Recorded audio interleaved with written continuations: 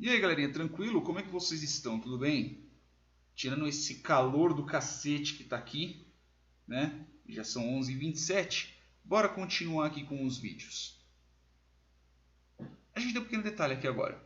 Quando nós criamos o nosso personagem, nós alteramos principalmente a parte aqui da visualização do bendito.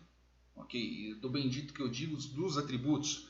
Por quê que nós usamos getters e setters aqui para poder ter determinados acessos a determinados atributos?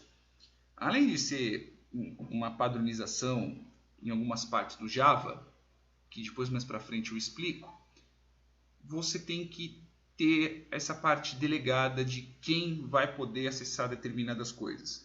Então, eu não posso deixar simplesmente aberto para qualquer um mexer, para qualquer um alterar os dados daqui. Então, não dá, eu não posso. Então, o que acontece? Se eu tiver aqui fora, eu não posso ficar alterando os dados do Ryu, eu não posso ficar alterando os dados do Guile. Assim como está aqui no canil.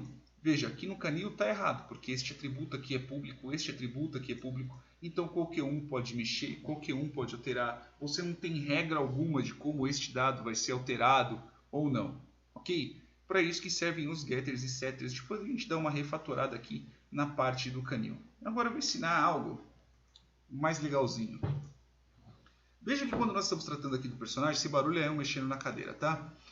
Veja que quando eu estou mexendo aqui na parte do personagem, um dos atributos dele eu ainda deixei público, mesmo eu tendo aqui um getter e setter para ele. Get, eu pego o resultado que está ali. Set, eu insiro determinada informação naquela variável. E não necessita ser exatamente na mesma variável, tá? Depois eu explico por quê. Depois quando a gente tratar um pouquinho de um assunto um pouco mais específico. Deixa eu só girar um pouquinho o ventilador, que pode ser que esteja batendo o vento no microfone. Então vamos lá. Eu vou mudar isso aqui para private. Logo depois que eu mudar para private, private, ele vai reclamar. Ele vai reclamar por quê? Ele vai reclamar porque eu tenho que inserir um nome aqui nele. Então, por exemplo, dis.set nome. Aí eu consigo fazer exatamente isso. Set nome. Aí eu apago este bendito aqui. Aqui resolveu. Chamada do método substituível no construtor. Tá, ele vai reclamar. Mas isso daqui eu vou mudar. Vou mostrar por quê. This.setNome. Aí eu coloco aqui Rio. Ok? E ele vai reclamar que está no construtor. Por que disso? Veja que a gente tem um padrão de construtores aqui. Quer dizer o quê? Que toda vez que construir determinado personagem, eu tenho que colocar pelo menos o nome. Pelo menos o nome deles eu tenho que colocar. Eu não poderia passar isso para todos os outros que estão abaixo. Então eu poderia vir aqui no personagem, ok? E eu vim aqui e fazer exatamente isso. Ó. Public personagem. E eu coloco aqui string nome. E eu faço exatamente isso. This.nome igual a nome. Acabou. E veja que já subiram 2 vermelhinhos aqui em cima. Ele vai subir 2 vermelhinhos por quê? Porque ó, ele vai reclamar. Então já que é assim, eu tenho que criar, por exemplo... então eu vou pegar e colocar aqui um nome. Aqui é public também. Então eu vou colocar aqui um string também. Né? String nome. Aí eu vou colocar logo aqui o nome dele. Nome. Mas ele está vermelhinho ainda. Por que ele está vermelhinho? Porque é o seguinte, ó, vamos ver o que aparece aqui. Ó. Construtor de personagem, né, classe personagem, não pode ser aplicado. Por quê? Porque o nosso queridinho aqui, personagem, ele tem um construtor. Ok? Então, o que acontece? Quem que é o pai do Guile? Aqui neste caso, é o personagem. O personagem ele tem um construtor, não tem? Tem. Então, ele tem um método, que construtor, bem ou mal, também é um método, que tem um determinado comportamento. Então, é o seguinte, como é que eu, isso da classe filho, neste caso o Guile, consigo acessar o método construtor da classe personagem, que é a classe pai, que ela vai ter um determinado comportamento, eu vou fazer o quê?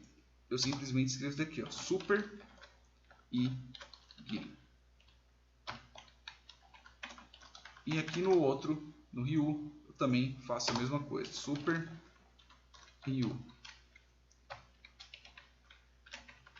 Acabou.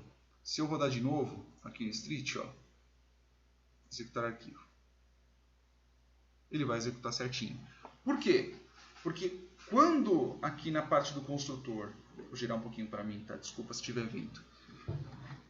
Quando o construtor ele executa, então vamos considerar assim, quando uma classe executa, o que ela faz? Ela vai executar primeiro os métodos que estão na classe pai, para depois poder executar os métodos que estão na classe filha. Então, por isso que toda vez que você mexer e você vê, por exemplo, vai ter muito quando começar a mexer com a parte de parte gráfica, né? Que eu lembro é o próprio Swing. Começa a mexer, quando você cria uma tela ou algo do tipo, a primeira coisa que você escreve é o super e você passa o nome, que é o nome da tela. Por quê? Porque você vai estar usando o construtor pai daquela classe. Então vai ser executado primeiro o construtor pai para poder executar o construtor filho. Quantos construtores pais serão executados? Quantos tiverem. Então se você tiver, sei lá, tipo 11 filhos, vai ser contado todas as vezes também. 10, 12 vezes, né? Que é o pai mais os 11 filhos. Ok? Espero que vocês tenham entendido como funciona o super. Então quando você tem um método com o mesmo nome, que neste caso aqui é o Guile, né? Não chega a ser exatamente o mesmo nome, mas aqui a gente está tratando sobre o construtor. E você quer acessar como que funciona esse mesmo método da classe pai, você usa o super. Assim como está aqui, que ele vai fazer o que? Ele vai executar primeiro esse daqui do personagem, vai atribuir aqui no super, porque é isso que está pedindo, e logo depois a classe vai ser retornada toda bonitinha.